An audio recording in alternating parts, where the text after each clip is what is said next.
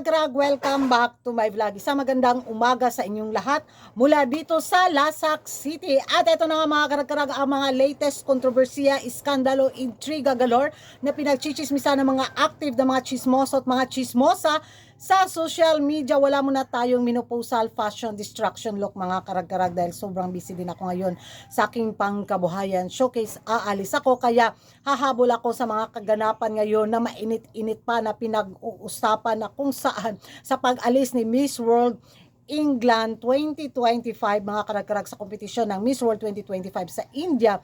Grabe, nag-trending talaga nung isang araw pa talaga to. Pero ngayon lang talaga, kahapon pa lang talaga siya biglang umusok talaga ng todo dahil nag-react din ang Miss World organization sa pag-alis ni Miss World England 2025 sa kompetisyon at ang mga pasabog na revelasyon na nakakaloka mga karag-karag. Kung hindi nyo pa napanood, watch this. Clearly favoritism amongst some girls because I didn't get the opportunity to speak about my beauty with a purpose once or what I'm campaigning for. I wasn't there to entertain conversations with dignitaries that have helped the system. I'm there to talk about what I'm championing for and what I believe in and what I believe is right.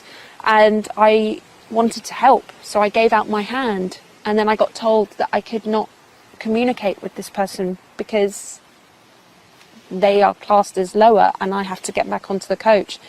That is not what Miss World stands for me. So there's girls in this system that obviously do embrace it all, which is fantastic. You know, they want the sparkly dresses, they want the sparkly crowns, but I learnt very quickly this isn't why I embarked on Miss England, and this is not why I'm out here. I'm not staying true to myself, and I'm going against everything that I advocate for. If I'd stayed out there any longer, I was conforming. And there's a lot of girls out there that do feel the same as myself. And there's girls, like I said, that are out there that want to embrace that, and that's fine. But if I can share my story, and if I can share this now, and hopefully encourage and give a voice to the voices that feel voiceless. Ahí es cuando uno dice, realmente, ahí es cuando uno dice y confirma lo que todo el mundo dice, que prostituidos están los concursos de belleza.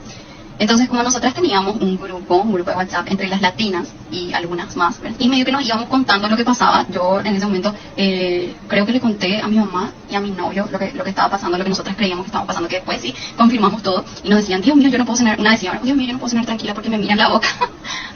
Kung hindi rin nyo nabasa mga karag-karag, read this.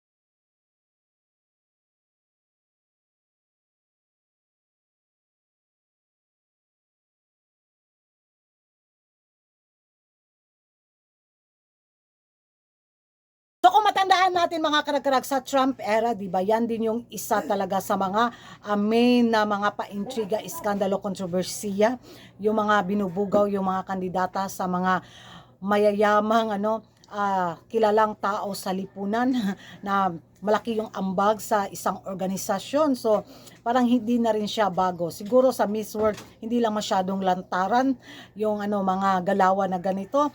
Ito nga yung isa sa mga revelasyon ni Miss World England 2025, parang hindi na rin bago sa atin. Parang ay noon pa yan sa mga kapanahonan mga kaninunuan pa yan mga issue na yan, di ba? So isa lang siguro si Miss World England na talagang may lakas na loob na nagsalita sa taon na to sa Miss World 2025, at marami ang napahanga na mga beauty pageant lovers na napabilib sila sa aksyon na ginawa ni Miss World England 2025 dahil ito daw yung totoong beauty queen na may paninindigan, hindi daw gaya sa mga ibang kandidata na lang sunod-sunuran sa organisasyon. Ako mga karag-karag, grabe yung mga palitan ng mga komento at kuro-kuro bitaw tungkol nga dito sa ginawang pag-alis ni Miss World England 2025 dahil sa mga hindi kaaya-ayang galawan ng Miss World Organization. Very interesting na topic na chismisan ngayon. So ewan ko sa inyo mga karag-karag kung ano yung magiging reaksyon ninyo. Kahit di naman sa mga sa mga pa-local or national pageant, 'di ba? May mga pa-eksena na ganito pero hindi lang talaga siya ganun kabulgar. Oh, 'di ba? Ako mga karag-karag, kung may alam kayo sa mga ganitong pa-intriga at pa-iskandalo, kung may natandaan kayong kaganapan sa pins din, unsay mo kanang magingay tayo sa comment section, at kung hindi ka pa nakapag-subscribe sa YouTube channel ko, don't forget to like and subscribe ko ragan karag and hit the notification bell para updated kayo sa mga latest kaganapan sa mundo ng beauty pageant at ano yung magiging reaksyon yung mga karag-karag. Dapat nga bang isawalat ng isang kandidata ang mga maling kaganapan na pinaggagawa ng organisasyon sa mundo ng beauty pageant? Comment down below and bye-bye.